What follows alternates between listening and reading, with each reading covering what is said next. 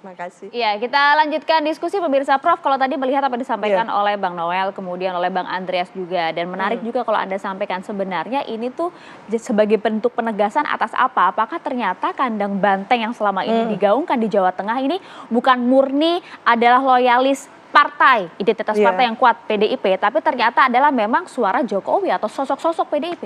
Betul. Jadi memang perkembangannya pesat ya. Pesat, faktor eksternal yang membangunkan atau membuat wake up gitu ya. Yang menyadarkan PDIP bahwa dia secara kaderisasi kurang berhasil lah kalau seperti ini. Bayangkan Solo atas nama PDIP juga dicalonkan, di presiden juga Pak Jokowi oleh PDIP, tapi dua-duanya kan langsung goodbye begitu kan di tengah jalan. Itu sebetulnya secara kaderisasi berarti kaderisasinya itu sangat tidak melekat gitu. Dan coba aja dilihat lagi bagaimana sejarahnya dua orang ini menjadi kader kan gitu. Apakah kadernya itu kader karbitan gitu kan, atau kader memang sejak awal bertahun-tahun mengikuti seperti Mas Ganjar ini kan kader beneran kan gitu. Lah apakah seperti itu kayak Mbak Puan itu kader beneran itu lama sekali. Itu berpengaruh ya? Sangat berpengaruh, menghayati itu nanti partai ID-nya itu kan.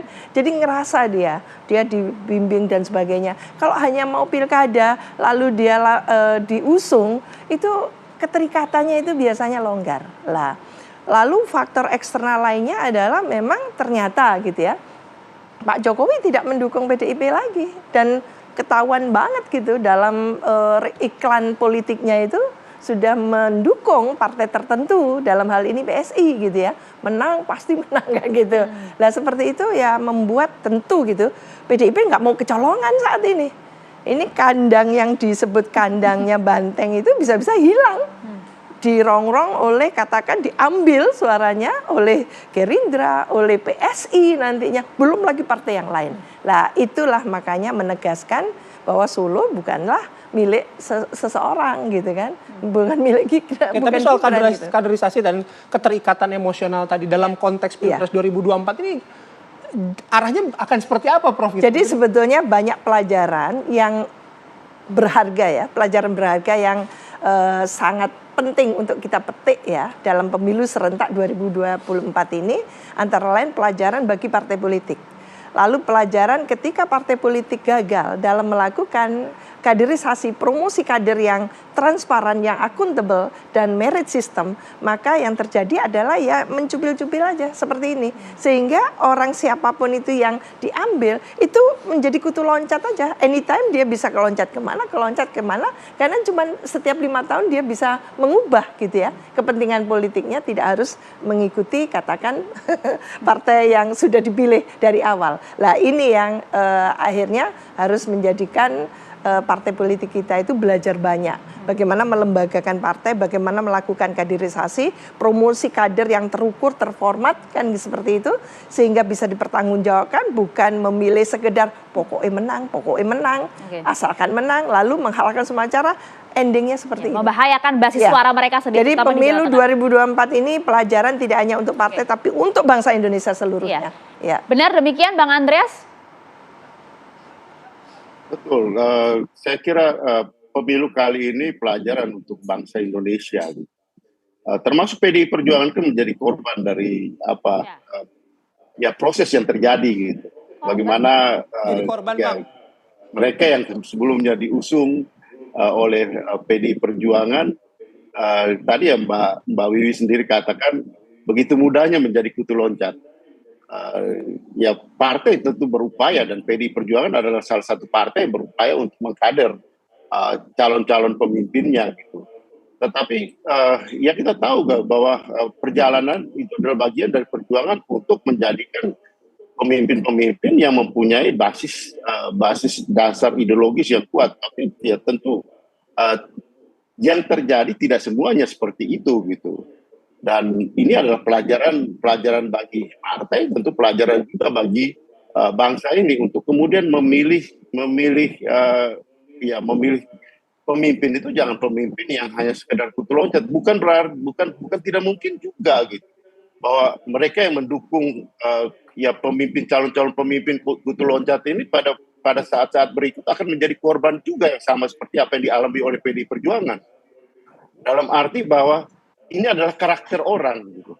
Karakter orang yang dalam tanda petik yang boleh saya katakan ya tidak untuk saat ini tidak berhasil dikaderisasi oleh PDI Perjuangan.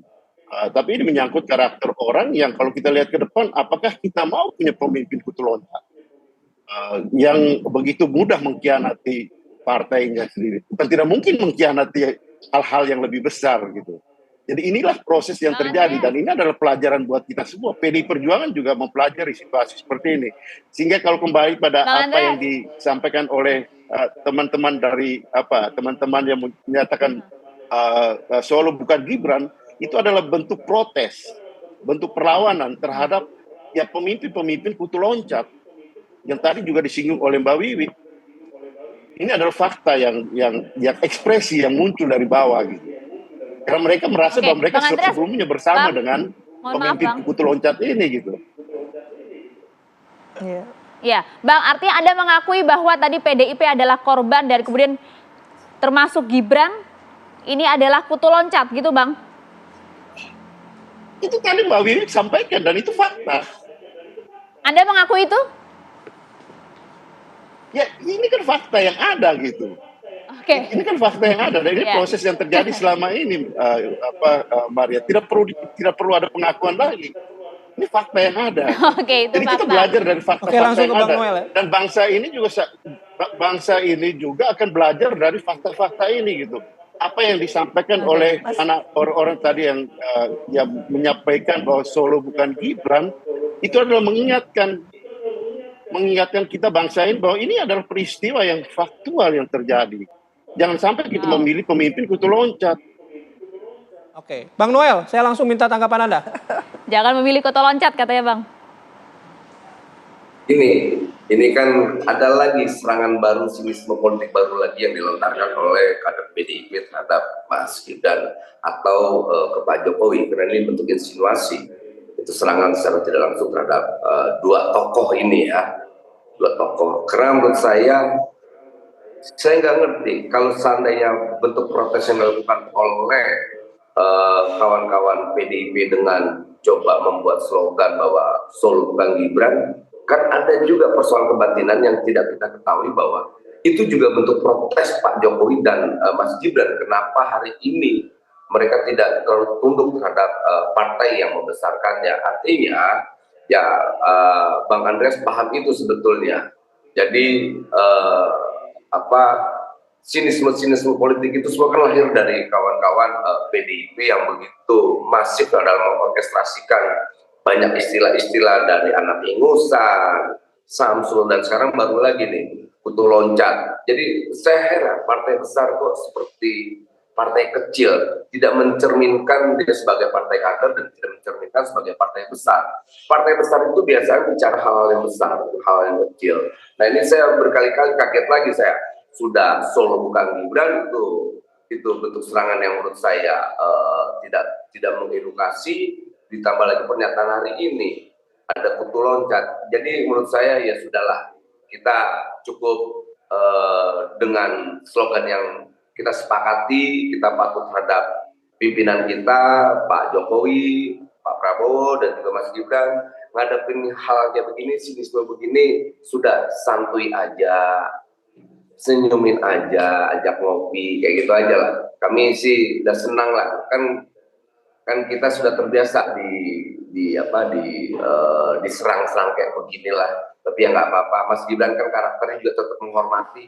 Dia sangat hormat dengan PDIP. Dia sangat menghormati senior-seniornya. Dia sangat menghormati Bu Megawati sebagai pimpinan dan ketua umum partai yang sampai detik ini menurut pandangan beliau ini perempuan paling tangguh, Bu Mega. Gitu. Yakin Bang, senyumin aja Bang. Ya udah nanti ya, senyumnya nanti ya, habis break dulu ya Bang ya kalau mau senyum. Kalau mau senyum habis break dulu ya, kita harus break dulu Bang. Saat lagi ya kami akan kembali ya.